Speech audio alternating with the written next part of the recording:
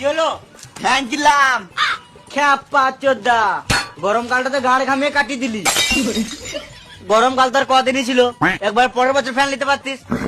আবে আগে থেকে 3টে ঝুলানো ফ্যান আছে, আর একটা দাঁড়ানো ফ্যান নিলাম। ফালতু এমনি টাকাগুলো খরচা কেন করছিস? আমাকে দে, আইসক্রিম কিনে খাবো। কেন তোর বাপ কামিয়ে দিচ্ছে? ফালতু কেন, দুটো ফ্যান দুদিতে চালাবো, গোটা ঘর ঠান্ডা থাকবে। হ্যাঁ বুঝেছি, গানে মুখে হাওয়া খাবি।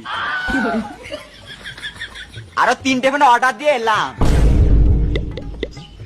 এখনো 3টে ফ্যান? তুই একটা কিনে লে।